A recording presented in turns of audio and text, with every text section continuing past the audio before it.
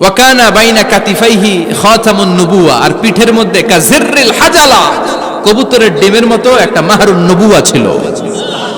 উনি যে শেষ নবী, উনি যে প্রফেট, দ্য লাস্ট মেসেঞ্জার, এটা প্রমাণ আল্লাহ সিল মেরা দিছে বাম দিকের কাঁধে, ডান দিকে না। কোন দিকে? সাহাবারা যারা এটা দেখেছেন তারা বলেছেন যে আমরা দেখেছি এর মধ্যে কিছু চুলও ছিল, একটু লালচে ছিল, একটু উঁচু ছিল। একদিন বিশ্বনবী বললেন, বান্দার কোনো হক আল্লাহ কোনোদিন ছেড়ে দেয় না। আল্লাহর হক আল্লাহ মাফ করে, বান্দার হকের মাফ নাই। যদিও আমি নবী, আমার উপর যদি কোনো হক থাকে বলো, আমি দিয়ে দেব। কোন সাহাবী দাঁড়ায় না। এক সাহাবী দাঁড়িয়ে বললেন, নবী, যুদ্ধের ময়দানে চাবুক চালানোর সময়, লাঠি চালানোর সময় এক কাফেরকে মারতে যে আপনার লাঠির বাড়ি আমার পিঠের মধ্যে পড়েছে। আপনি যেহেতু এই কেসাসটা আদায় করতে চান, আপনার পিঠে আমি লাঠির বাড়ি মেরে এটারে শোধবোধ করে দিতে চাই। সাইয়েদনা ওমরে ফারুক হাতের জামা এরকম পড়তে শুরু করছে, আয় এদিকে আয়, তোরে শোধবোধ করাই। বিশ্বনবী বললেন, ওমর রাখো, এটা বান্দার হক, মিটাতে দাও। বিশ্বনবী বললেন, আসো, তুমি এসে আমার পিঠে লাঠি দিয়ে চাবুক দিয়ে বাড়ি মারো। সাহাবী বলে, ও নবী, তখন দুর্ভিক্ষের সময়ের যুদ্ধ ছিল, আমাদের গায়ে জামা ছিল না। যখন আপনি আমার চাবুকটা পিঠের মধ্যে মেরেছেন, আমার পিঠে তখন জামা ছিল না। আপনি যদি যথা নিয়মে কেসাসটা আদায় করতে চান, আপনার জামাটা খুলেন, খালি পিঠের মধ্যে বাড়িটা মারিস। এবার ওমরে ফারুককে ধরে কে? এদিকে আয়, তোরে দেখাইতেছে। বিশ্বনবী বললেন, ওমর থামো, মারতে দাও। বিশ্বনবী উনার জুব্বাটা উপরের দিকে উঠালেন, পিঠের মধ্যে বাড়ি দেওয়ার জন্য ওই সাহাবীকে ডাকলেন। ওই সাহাবী বিশ্বনবীকে পিছন দিক থেকে জড়িয়ে ধরে ওই মোহরে নবুয়তের মধ্যে চুমু দিয়ে ফেলেছে। সাহাবী বললেন, নবী গো, এই নাটক করার জন্য আপনি আমারে মাফ করে দিয়েন।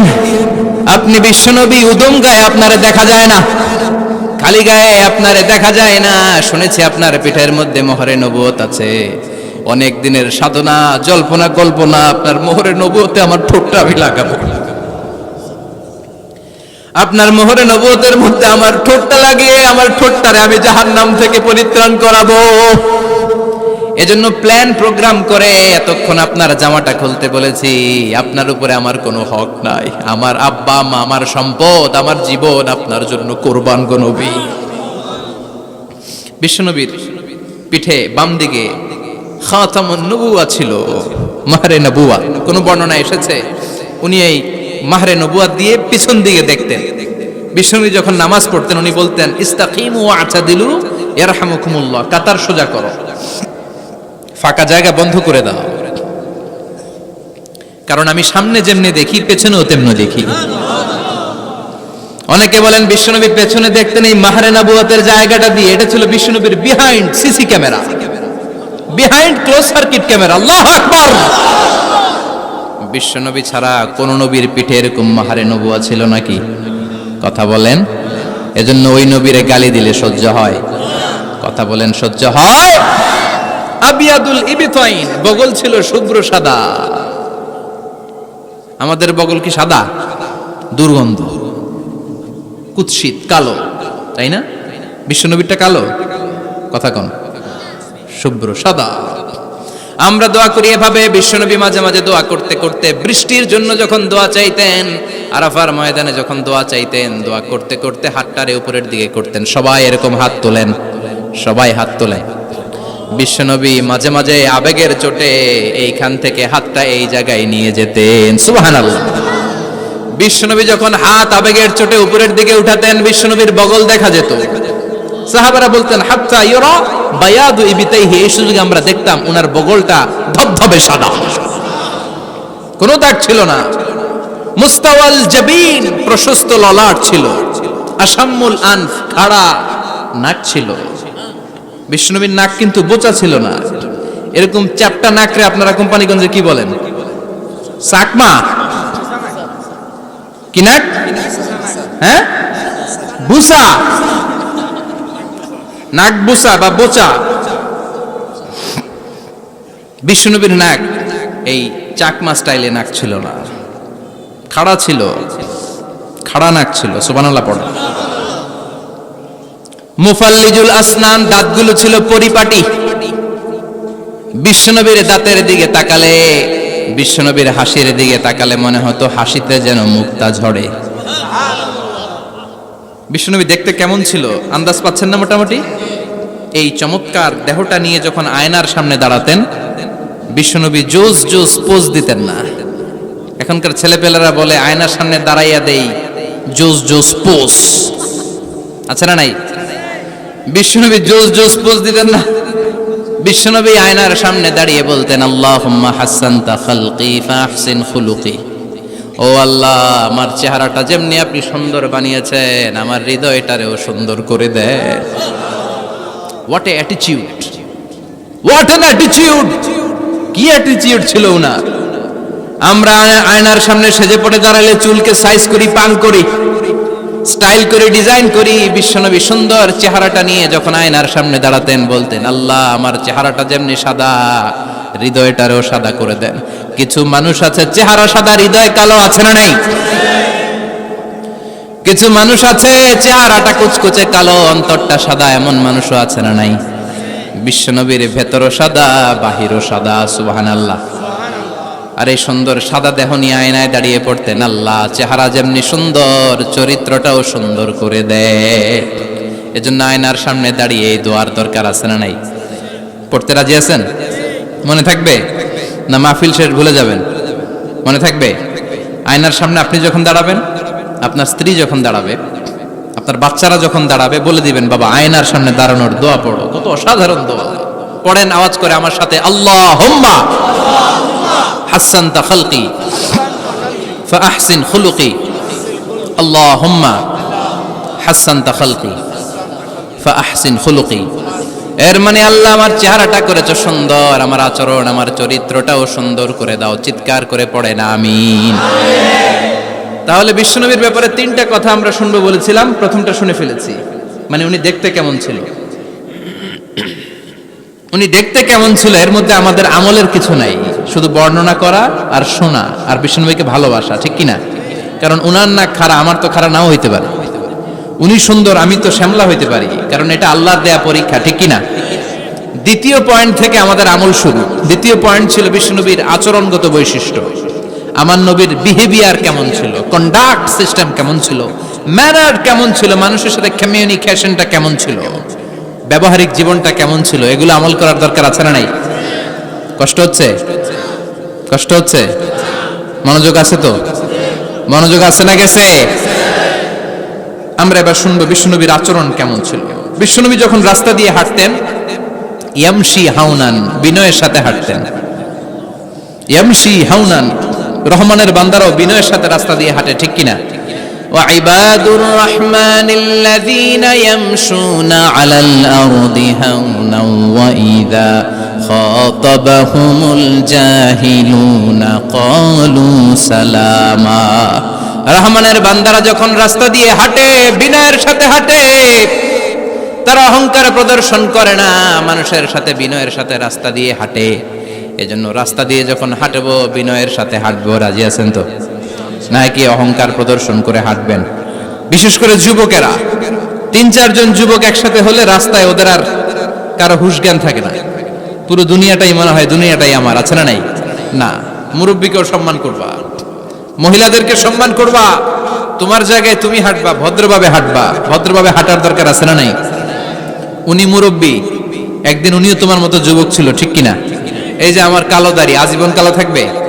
কথা বলেন। উনার সাদা দাড়ি, ছোটবেলায় মনে সাদা দাড়ি নিয়ে আসছিল না? হ্যাঁ, উনিও একদিন তাগড়া যুবক ছিল, উনিও কোম্পানিগঞ্জ বাজারে দাঁড়ালে লোকজন তাকিয়ে থাকতো, ঠিক কিনা? তার মানে রং ধরা যৌবন জং ধরে শেষ। যৌবন সব সময় থাকে না, সার্টেন একটা পিরিয়ডের জন্য আল্লাহ দিয়েছে। এজন্য যুবক ভাইরা, তোমাদের রক্ত গরম, তোমাদেরকে বিনয়ী হতে হবে বেশি, ঠিক কিনা? রাজি আছো তো সবাই? বিশ্বনবী বিনয়ের সাথে হাঁটতেন। ওয়াকানা ইয়াতাবাসসাম, সবসময় মুচকি হাসতেন। কি করতেন? মুচকি হাসেন তো আপনারা? হাসেন না? মুচকি হাসবেন, কারণ মুচকি হাসতে পয়সা লাগে না। লাগে? মুচকি হাসি দেন তো একটা। এই যে সবার এখন মুচকি হাসি, পয়সা লাগছে? কথা কন। তাবাসসুমুকা ফি ওয়াজহি আখিকা সাদাকা, you would smile to your brother, it's a charity. তুমি তোমার ভাইয়ের দিকে তাকিয়ে যে মুস্কি হাসবে, এত সদকা দেওয়ার সওয়াব হয়ে যাবে। বিশ্বনবী সব সময় মুচকি হাসতেন। হাসি তিন ধরনের, তাবাসসুম, দিহক, কাহকাহা। কাহকাহা মানে অট্ট হাসি, আলিফ লাইলার দত্তরা যেমন হাসি দেয় ওই হাসি। এটা নামাজের মধ্যে কেউ দিলে নামাজও শেষ, ওযুও।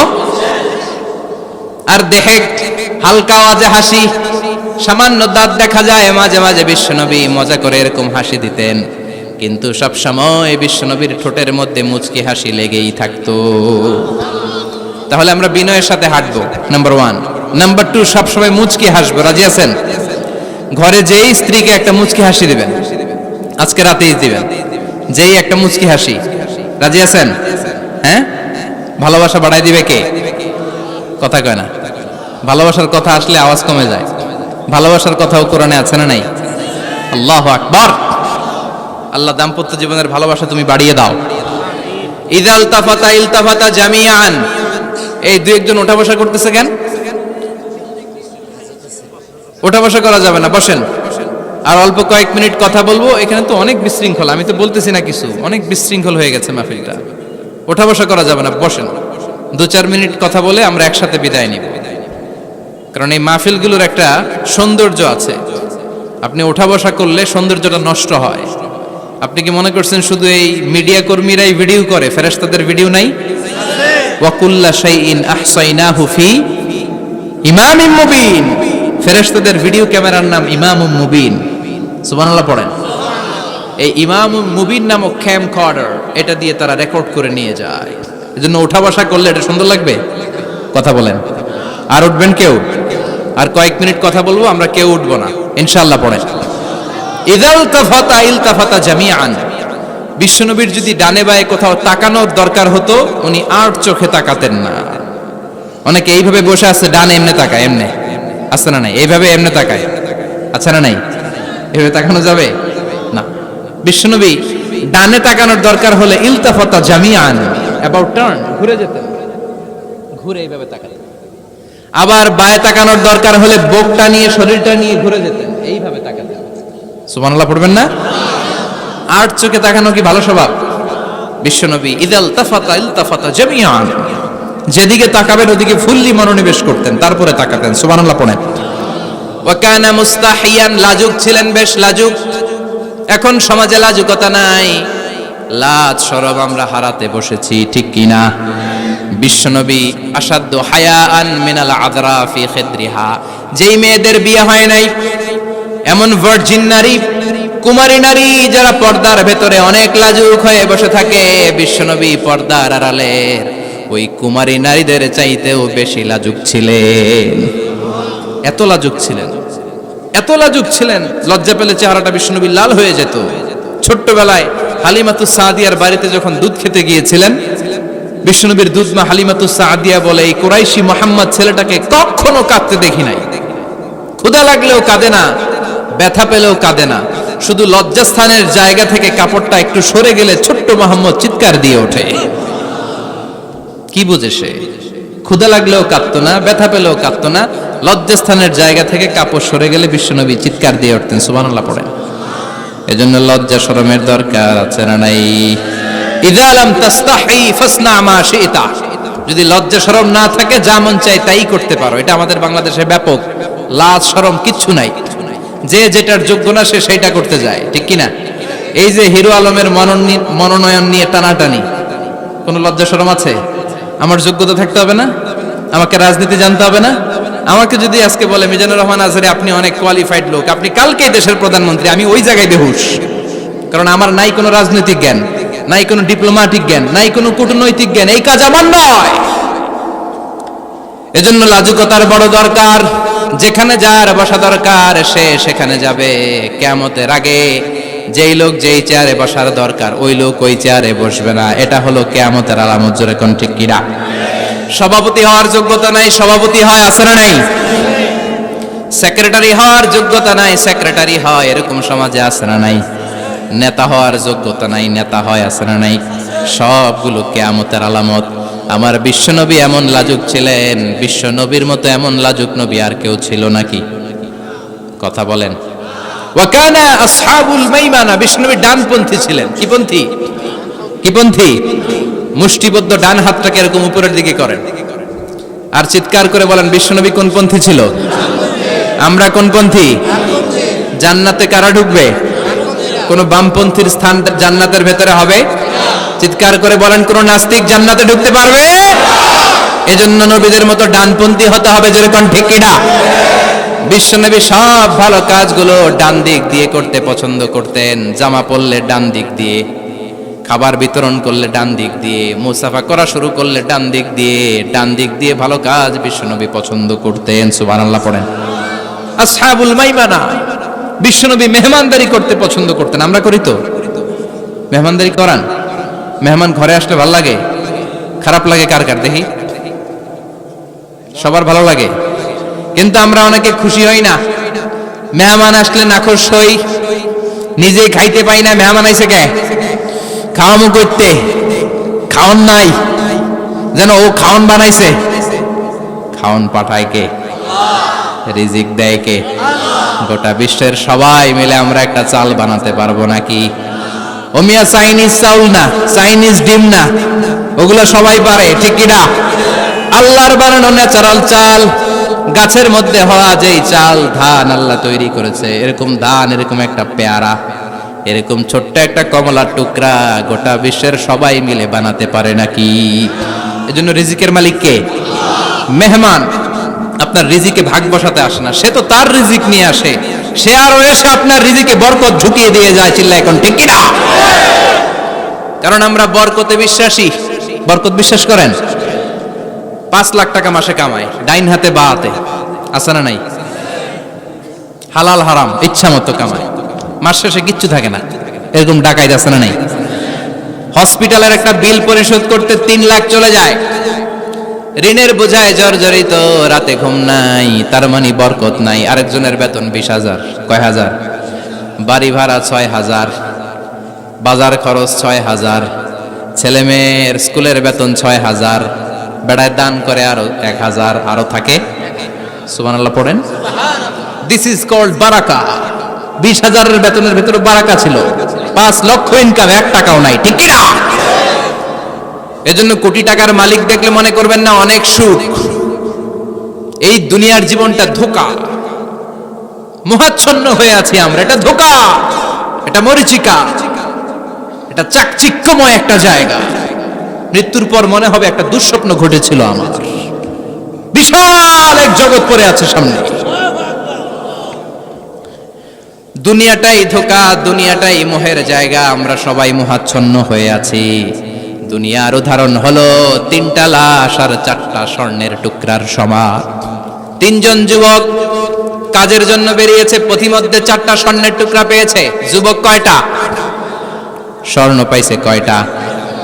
মহা খুশি, খুশিতে বাকবাকুম, 4টা স্বর্ণের বড় বড় টুকরা পেয়েছে। আমরা আজীবন খেলে বসে খেয়ে যেতে পারবো, কিচ্ছু লাগবে না আমাদের। 3 বন্ধু বলে ভাগ করি, আরেকজন বলে ক্ষুধা লাগছে।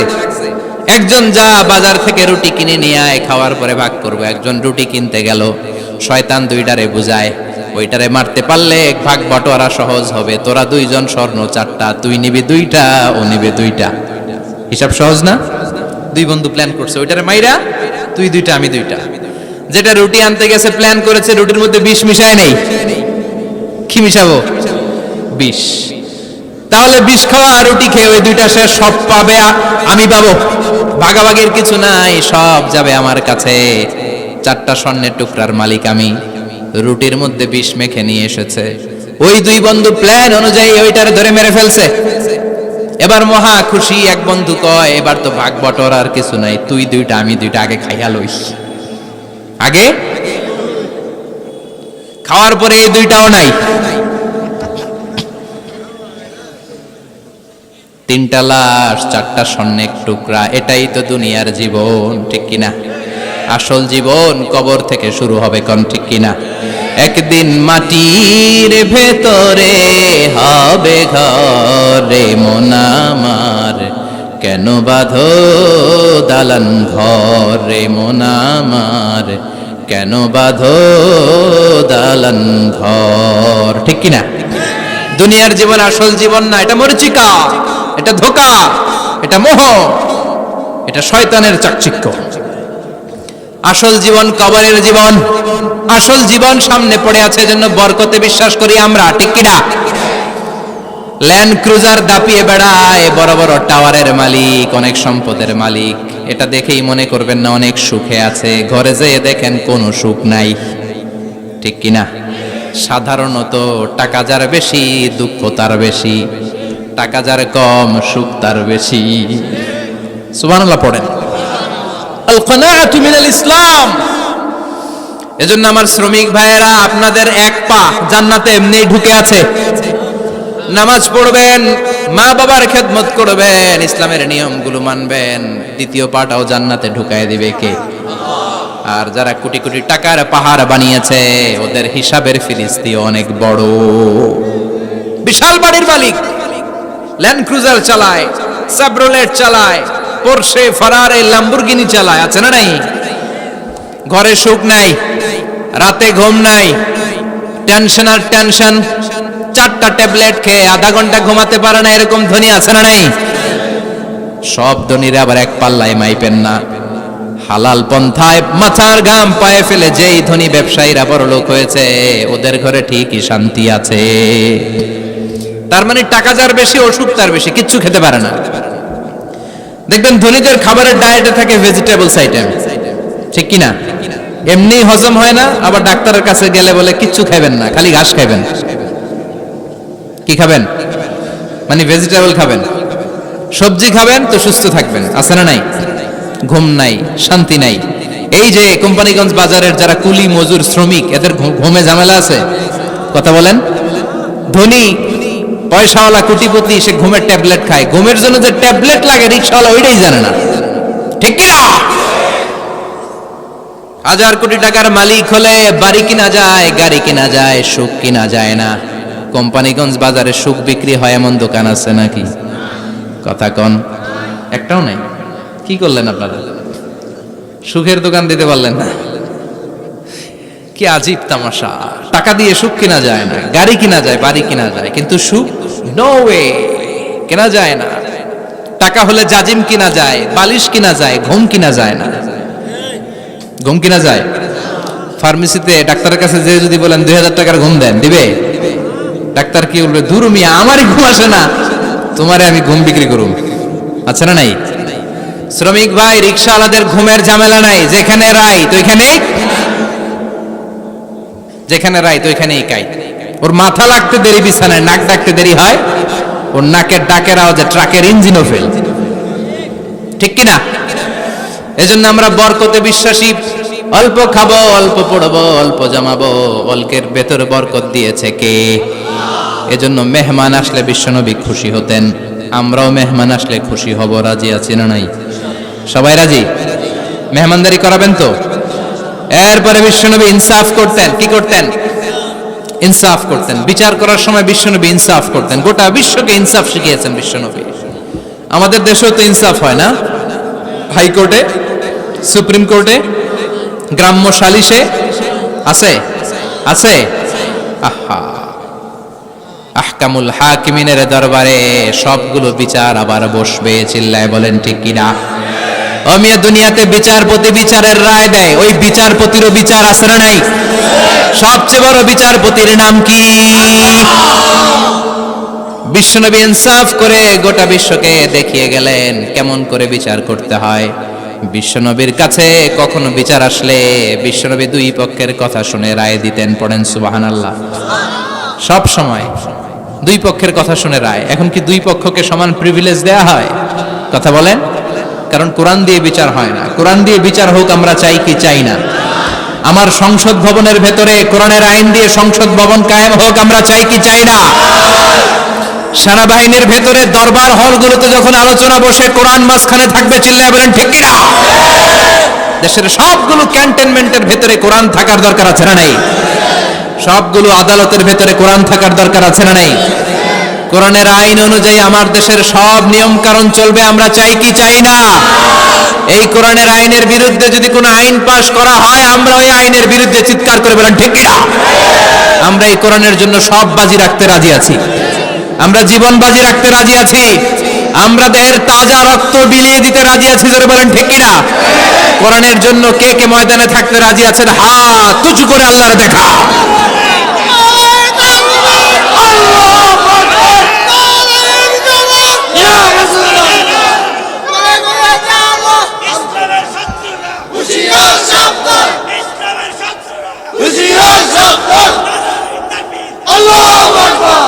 আল্লাহ কোরআনের জন্য যে ভালোবাসা, এটাকে তুমি কবুল করো।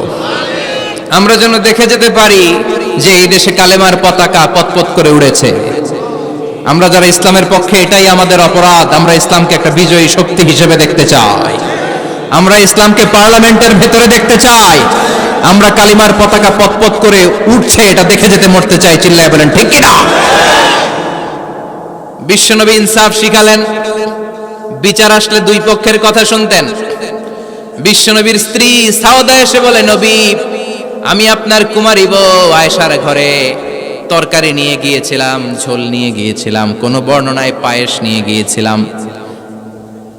তরকারি দেওয়ার পরে আপনার স্ত্রী রেগে বলে, তরকারি দিলা কেন? আমি কি তরকারি রাঁধতে পারি না? আনলা কেন? রাগের চোটে তরকারির ঝোল নিয়ে পায়েস নিয়ে আমার গালের মধ্যে মাখিয়ে দিয়েছে আপনার বউ। আপনি তো শ্রেষ্ঠ বিচারক, নবী বিচার করে দেন। দুই বউয়ের মধ্যে ঝগড়া আছে না নাই? বিশ্বনবী সাউদার কথা শুনলেন, মা আয়েশাকে ডেকে পাঠালেন। মা আয়েশারে বললেন, ও আয়েশা, আসলে এমনটা করেছো নাকি? মা আয়েশা বলে, নবী, তখন আমার মেজাজটা বড্ড গরম ছিল, রাগের মাথায় ঝোল নিয়ে আমি সাউদার মুখে লাগিয়ে দিয়েছি। আসলে কাজটা কথা শুনে রায় দেয় নাই, ঠিক কিনা? দুইজনের কথা শুনে বিশ্বনবী বললেন, আমার আদালতের রায় হচ্ছে কিসাস, টিট ফর ট্যাট। যেমন করেছো তেমন, ঘুষি মারলে ঘুষি, গুতা মারলে গুতা, ঠেলা মারলে ঠেলা, আছে না নাই?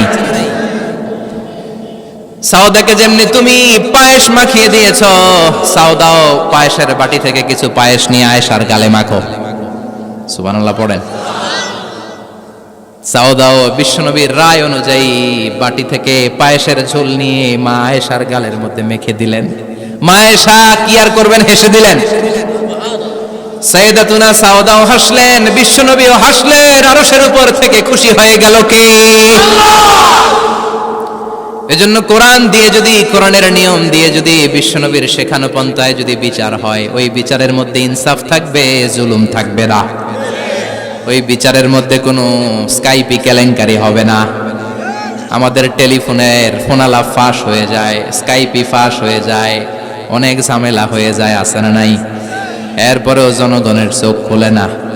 আল্লাহ তুমি চোখ খোলার তৌফিক দাও, সহি সমঝ দান করো, পড়ে না আমিন। বিশ্বনবী ইনসাফ করতেন। বনু মখজুমিয়া গোত্রের এক মহিলা চুরিতে ধরা পড়ল। কিসে ধরা পড়ল? কথা বলেন। চুরিতে। চুরি করলে নিয়ম কি? লাউ চুরি করলে, আম চুরি করলে, কলা চুরি করলে হাত কাটা যাবে না, এটা বড় চুরি। সুবহানাল্লাহ। উমরে ফারুক বলেছেন, দুর্ভিক্ষের বছর কেউ যদি চুরি করে তার হাত কেটে দেয়া যাবে না, কারণ এটা অভাবের চুরি, এটা স্বভাবের চুরি না, ঠিক কিনা?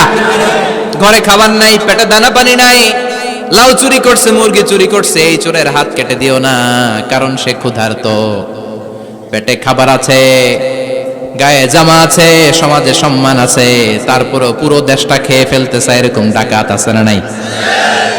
দেশের টাকা পাচার করে, ব্ল্যাক মানি করে, এরকম ডাকাত আছে না নাই? ঘুষ খেতে খেতে পেটটা এরকম হাতির মতো মোটা করেছে, এরকম ডাকাত আছে না নাই? দেশের সবকিছু লুণ্ঠন করে, এরকম আছে না নাই? এই ডাকাতদের হাত কাটার মধ্য দিয়ে হাত কাটার প্রোগ্রাম শুরু করতে হবে। এরকম একটা ডাকাতের হাত কেটে যদি দেশের গভর্নমেন্ট বাইতুল মোকাররমে জুমার নামাজের সামনে লাইভ সম্প্রচার করে, সারা বাংলাদেশের 18 কোটি মানুষ যদি দেখে, আর কেউ চুরি করবে? চুরি করার আগে 3 বার লাভ দিবে, যেরকম ঠিক কিনা? বনু মখজুমিয়া গোত্রের এক নারী চুরিতে ধরা পড়ল। ভেরি প্রেস্টিজিয়াস এন্ড ডিগনিফাইড ফ্যামিলির মেয়ে। এলাকায় সম্ভ্রান্ত কিছু ফ্যামিলি থাকে না, এরকম বড় ফ্যামিলির মেয়ে। সব সাহাবারা বলল, এখন যদি নবী হাত কেটে দেয় মদিনাতে তো মারামারি হবে। ওসামা বিন যায়েদকে বলল, ওসামা, তুমি বিশ্বনবীর সবচেয়ে প্রিয় পাত্র, হুব্বু রাসূলিল্লাহ, তুমি যাও বিশ্বনবীরে বলো হাত যেন কেটে না দেয়।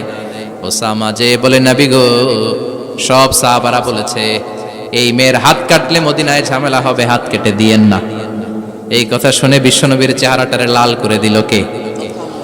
বিশ্বনবী বললেন, ওসামা, কোত্থেকে এত বড় স্পর্ধা পেলি রে তুই ওসামা? এই আইনটা তো আমি বানাই নাই, আরশের উপর থেকে এই আইনটা নাজিল করেছে কে?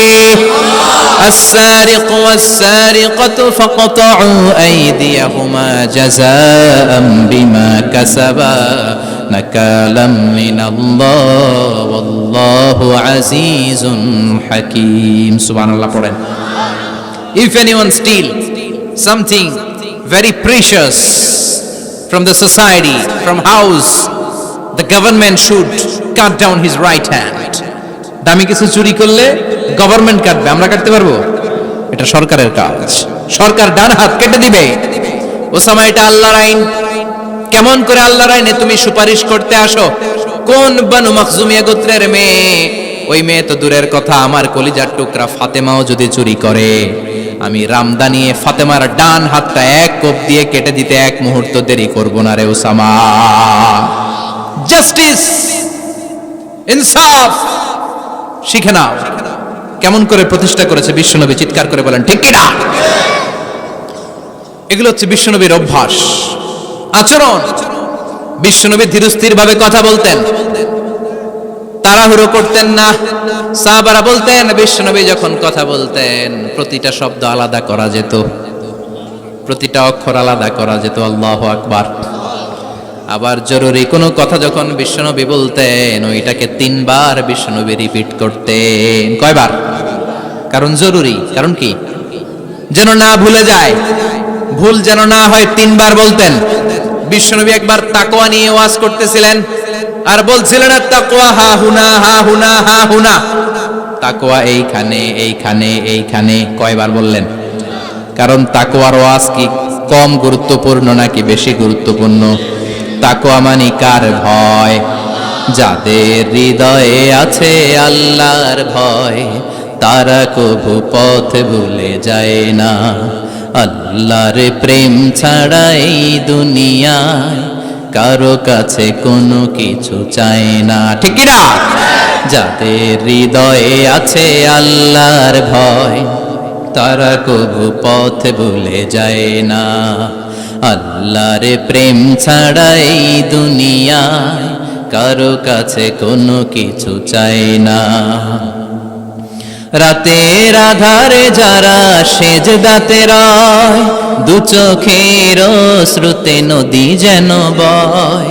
রাতের আধারে যারা সেজদাতে রয়, দু চোখের শ্রুতে নদী যেন বয়। ছলনার হাতছানি যতই ডাকুক, ছলনার হাতছানি যতই ডাকুক, পেছনে ফিরেও সে তাকায় না। যাদের হৃদয়ে আছে আল্লাহর ভয়, তারা কভু পথ ভুলে যায় না। আল্লাহর প্রেম ছাড়া এই দুনিয়া কারো কাছে কোনো কিছু চায় না। চিৎকার করে বলেন ঠিক কিনা? তাকওয়ার ওয়াজ করলেন, তাকওয়া মানে আল্লাহর ভয়। বিষ্ণুই বললেন, তাকওয়া হা হুনা, তাকওয়া হা হুনা, তাকওয়া হা হুনা। তাকওয়া এই জায়গায়, তাকওয়া এই জায়গায়, তাকওয়া এই জায়গায়।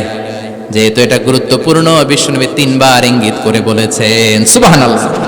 বিষ্ণুই বলেন না তাকওয়া হা হুনা, তাকওয়া এইটা। বলেন না তাকওয়া হা হুনা, তাকওয়া এইটা। বলেন না তাকওয়া হা হুনা, তাকওয়া এইটা। জুব্বায় তাকওয়া, দাড়িতে তাকওয়া, টুপিতে তাকওয়া বলে নাই। তাকওয়ার আসল জায়গা হলো হৃদয়। এজন্য যাদের হৃদয়ে আল্লাহর ভয় আছে, তারা কোনোদিন পথ হারাতে পারে। তাদেরকে সিরাতুল মুস্তাকিমের উপর দায়েম রাখে কে? কি সুন্দর অভ্যাস ছিল বিশ্বনবীর, মানার দরকার আছে না নাই? বিশ্বনবীর আরেকটা অভ্যাস ছিল, বাসি খাবার খেতেন না। জানেন? বাসি খেতেন না, অল্প খেতেন, কিন্তু যেটা খেতেন ভালোটা খেতেন। অল্প খেতেন কিন্তু যেটা খেতেন ভালো খেতেন। মধু খেতে পছন্দ করতেন, কিন্তু মধুর মধ্যে দুর্গন্ধওয়ালা একটা মধু আছে না, মাগাফির। বুখারীতে লম্বা ঘটনা, ওইদিকে যাব না।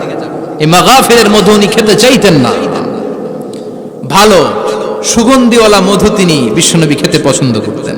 বিশ্বনবীর খাবারের তালিকায় সবচেয়ে পছন্দনীয় তালিকায় ছিল এই মধু।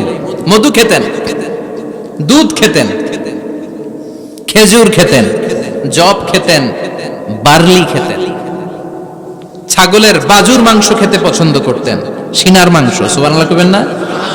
What a choice! কি চয়েস ছিল বিশ্বনবী! বাজুর মাংস খেতেন। বিশ্বনবী লাউ খেতে পছন্দ করতেন, লাউ। রুম্মান ফল খেতে পছন্দ করতেন, রুম্মান মানে ডালিম। রুম্মান মানে কি? ডালিম খেতে পছন্দ করতেন। মাশরুম খেতে পছন্দ করতেন। সুবহানাল্লাহ পড়েন। মাশরুমের স্যুপ পাওয়া যায় না রেস্টুরেন্টে? বিশ্বনবী বলতেন আল কামআতু মিনাল মান্নি ওয়া মাউহা শিফাউন লিল আইন। এই কামআহ মানে মাশরুম, ব্যাঙের ছাতা, এটা হলো মান্না সালোয়ার মতো দামি খাবার। আর এই মাশরুমের স্যুপ চোখের জন্য মহৌষধ। যাদের রাত কানা দিন কানা আছে, মাশরুমের স্যুপ খান, চোখ ভালো করে দিবে কে? এজন্য বিশ্বনবী যেগুলো খেত এগুলো খাওয়ার দরকার আছে না নাই? বিশ্বনবীর যে সুন্দর চরিত্র ছিল, আচরণ ছিল, এগুলো পালনের দরকার আছে না নাই? তাহলে বিশ্বনবীর তিনটা কথা বলবো বলেছিলাম। প্রথম কথা ছিল দেখতে কেমন ছিল।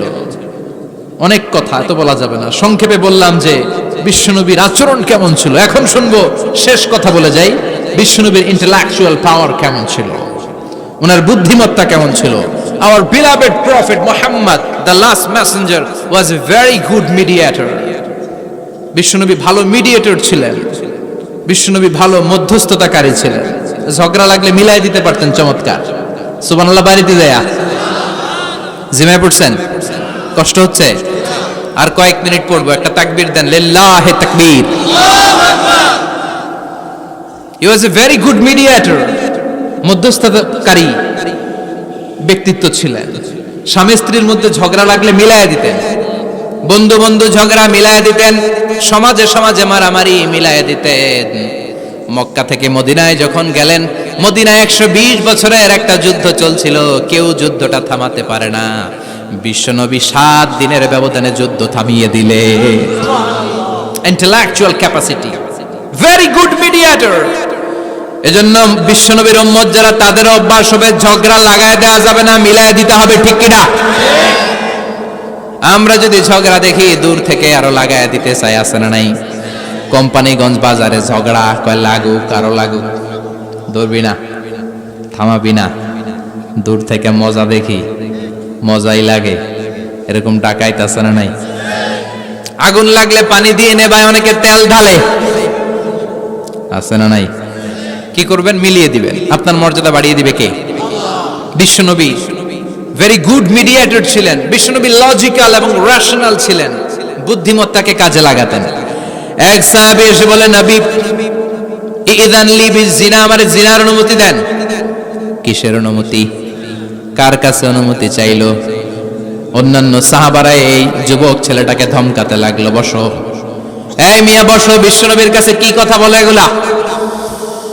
ওই যুবক বসে রইল। বিশ্বনবী কাজ সারলেন, এরপর বললেন, আইনাস শাবাব, ওই যুবকটা কোথায়, এদিকে আসো, কি চাইছো বলো। কয়, বিশ্বনবী আপনি আমারে জিনা করার অনুমতি দেন। বিশ্বনবী যুবকটারে কাছে ডেকে আনলেন, বললেন, ও যুবক, তোমার ঘরে বোন আছে কিনা? কয় আছে। তোমার বোনের সাথে কোনো পুরুষ জিনা করুক, তোমার কেমন লাগবে? সে বলে, আমি এই পুরুষটারে হত্যা করব। হত্যা করবা? ওকে, ডান। তোমার ঘরে মা আছে কিনা? আছে। তোমার মায়ের সাথে পর পুরুষ জিনা করবে, কেমন লাগবে? কয়, আমি সাইজ করবো ওরে। তোমার ঘরে স্ত্রী আছে কিনা? আছে। তোমার স্ত্রীর সাথে যদি কেউ জিনা করে কেমন লাগবে? বলে, আমি তারে ছাড়বো না। বিশ্বনবী বললেন, তাহলে যেই মহিলার সাথে তুমি জিনা করবা, সেও তো কারো বোন, সেও তো কারো স্ত্রী, সেও তো কারো মা। ঠিক কিনা? সুবহানাল্লাহ, হোয়াট অ্যান ইন্টেলেকচুয়াল ক্যাপাসিটি। যুবক বলে, তাই তো, এভাবে তো ভাবি নাই। আমি যার সাথে পাপ কর্ম করব, সেও তো কারো বোন হবে, সেও তো কারো মা হবে, সেও তো কারো স্ত্রী হবে। ও নবী, আপনি আমারে মাফ করে দেন, আমার জন্য দোয়া করে দেন, যেন তাকওয়ার উপর জীবন প্রতিষ্ঠা করতে পারি। লজিক্যালি জিনিসকে সলভ করার চেষ্টা করতেন। মুআয ইবনে জাবালকে বিশ্বনবী সাল্লাল্লাহু আলাইহি ওয়াসাল্লাম ইমাম বানিয়ে পাঠালেন। উনি ইমামতি করতে গেলেন এক মসজিদে। মাগরিবের সালাতে উনি লম্বা কেরাত ধরলেন। এশার নামাজ শুরু করলেন সূরা বাকারা দিয়ে, কোরআনের সবচেয়ে ছোট সূরা। হ্যাঁ, বড়, কত বড়? বিশাল বড়। এখন ওই এলাকার মুসল্লিরা ছিল কৃষক মুসল্লি। এক কৃষক মুসল্লি সাহাবী নামাজের পেছনে দাঁড়ালেন, দেখলেন বাকারা দিয়ে দৌড়ছে, কেরাত শেষ হয় না, আর দাঁড়িয়ে থাকতে পারে না, পায়ে ব্যথা করে, পিঠে ব্যথা করে। কিছুক্ষণ পর রেগে মেগে নামাজ ছেড়ে দিয়ে বারান্দায় নামাজ পড়ে বিশ্বনবীর কাছে বিচার দিতে গেলেন। যে বললেন, নবী এমন ইমাম পাঠাইছেন এশা পরে বাকারা দিয়া। বিশ্বনবীকে সর্বনাশ, মুয়াজ তো বেজাল লাগাই ফেলতেছে। ডেকে পাঠালেন, সহিহ বুখারীর বর্ণনা। বিশ্বনবী বললেন, Muaz, what are you doing there? কি করছো তুমি সেখানে? আফাতানুন আনতা ইয়া মুআজ? ও মুয়াজ, তুমি কি ফিতনা বাজাও নাকি? তুমি কি ফিতনা ছড়াচ্ছ নাকি? খেটে খাওয়া মানুষ, কৃষক মানুষ, মাঝারি সাইজের কত সুন্দর সূরা আছে, ওয়াদ-দুহা ওয়াল-লাইলি ইযা সাজা, আল কারিআতু মাল কারিআ, সানানাই, আলহাকুমুত তাকাসুর, সানানাই। এগুলো দিয়ে না পড়ে বড় বড় সূরা ধরলা কেন্দ্রে মুআজ। আফাতানুন আনতা ইয়া মুআজ? তোমারে কি আমি অ্যাপয়েন্টমেন্ট দিছি তুমি ফিতনা বাজাবা? খবরদার মুআজ, ইয়াসসিরু ওয়ালা তুআসসিরু, ইসলামকে মানুষের কাছে সহজ করে উপস্থাপন করবা। বাশশিরু ওয়ালা তুনাফিরু, ইসলামকে এমন ভাবে উপস্থাপন করবা না যে তোমার কথা শুনে মানুষ দিন থেকে ভেগে ভেগে যায়। তাহলে এই দায়ভার ইসলামের নয়, এই দায়ভার বর্তমানে তোমার কাঁধের উপর। চিৎকার করে বলেন ঠিক কিনা? আমাদের মধ্যে অনেকে ইসলামকে অনেক কঠিন করে ফেলে, মানুষকে আশার বাণী শোনায় না। কই এমনে না পড়লে আপনার বাদ, আপনি বেদাত করছেন, আপনি শিরক করছেন, আপনার কিচ্ছু হবে না। যারে বলে কিচ্ছু হবে না, সে বলে আমার যেহেতু কিচ্ছু হবে না, তোর কথা শোনার আমার দরকার নাই। যে আমারে আশার বাণী শোনায় আমি তার কাছে যাই, ঠিক কি না? এজন্য সহিহ ইসলাম আপনি প্রচার করবেন, but your approach should be very flexible. 100 বছর যেটা চালু আছে আপনি একদিনই উঠিয়ে দিতে পারবেন? It's not a logical approach. বিশ্বনবীর অ্যাপ্রোচ, বিশ্বনবীর রেশনাল ক্যাপাসিটি এমনটা ছিল না। সহজভাবে বুঝাবেন। আদ-দীনু ইউসরুন লা উসরা ফি, দিনটা হলো সহজ, দিনের মধ্যে কাঠিন্যতা নাই। সুবহানাল্লাহ, কি ক্যাপাসিটি! আমি যেমনি আপনাদেরকে নিয়ে বসে ওয়াজ করতেছি, বিশ্বনবী ওয়াজ করতেন, তবে সংক্ষিপ্ত ওয়াজ। আমরা আধা ঘন্টা করে যদি রাখতে চাই, হুজুর আরো আধা ঘন্টা করেন। তো আরো আধ ঘন্টা করে যদি শেষ করতে চাই, হুজুর আর 10 মিনিট করেন। হুজুর ওয়াজ অনেক টেস্ট লাগে, হুজুর নামাজ টেস্ট লাগে না। আচ্ছা না নাই? ওয়াজ ভাল লাগে, নামাজ ভাল লাগে না, কিন্তু বিশ্বনবীর ওয়াজ ছিল সংক্ষিপ্ত। আর বিশ্বনবী বলতেন, one of the minor sign before the day of judgement, your lecture will be longer, your সালাত উইল বি শর্টার। কিয়ামতের আগে তোমাদের লেকচার, ইসলামী লেকচার লম্বা হবে, নামাজ হয়ে যাবে সংক্ষিপ্ত। এই আলামত সমাজে আছে না নাই? বিশ্বনবী সংক্ষিপ্ত কথা বলতেন, আর ওনার বুদ্ধিবৃত্তিক ক্যাপাসিটি কাজে লাগিয়ে তিনি বুঝাতেন। হাত দিয়ে ইঙ্গিত করতেন, আঙ্গুলের বিভিন্ন ব্যবহার সমাজে আছে না নাই? এরকম করলে এটারে লাইক বলে না, এরকম করলে বলে ডিসলাইক। আবার ক্রিকেটে এরকম করলে কয় ছক্কা, আবার একটা উড়াইলে কয় তুই যা। একটা মানে কি? আবার বিজয় দেখায় কেমনে? কথা কন, ভিক্টরি। আছে না নাই? বিশ্বনবীও এটাকে মডার্ন টিচিং মেথডোলজি বলে। আধুনিক শিক্ষা পদ্ধতিতে এখন দেখবেন যে আগে ব্ল্যাক বোর্ডে লিখতো, এখন হোয়াইট বোর্ডে লিখে মার্কার দিয়ে। আগে বই থেকে বুঝাতো, এখন ভিজুয়ালাইজ করে, ভিডিও দেখিয়ে শেখানো হয়, ঠিক কি না? বিশ্বনবী এটা করতেন। বিশ্বনবী একবার কিয়ামতের ওয়াজ করছেন, দুইটা আঙ্গুলকে এরকম করে বললেন, আনা বুইসতু আনা ওয়াস সাআতু কাহাতাইন, এই দুইটা আঙ্গুল যেমনি কাছাকাছি, আমি এবং কিয়ামত এরকম কাছাকাছি নাজিল হয়েছি। আমি এবং কিয়ামত এরকম কাছাকাছি। বুইসতু আনা ওয়াস সাআতু কাহাতাইন। আবার বলতেন, আনা ওয়া কাফিলুল ইয়াতীমি কাহাতাইন, আমি এবং ইয়াতীমের রক্ষণাবেক্ষণকারী এই দুইজন জান্নাতে এরকম কাছাকাছি থাকবো। কোন সুবহানাল্লাহ। এরকম আঙ্গুল দিয়ে বিশ্বনবী বুঝাতে চাইতেন। আবার মাটির মধ্যে খেজুর গাছের ডালা দিয়ে লম্বা একটা দাগ টানলেন, ডানে বায়ে অনেকগুলো দাগ টানলেন। সাহাবারা বললেন, এটা কি? বিশ্বনবী বললেন, এই যে দাগটা দেখলা, এই দাগটার নাম হলো সিরাতুল মুস্তাকিম। চিল্লায় বলেন, এই দাগটার নাম কি?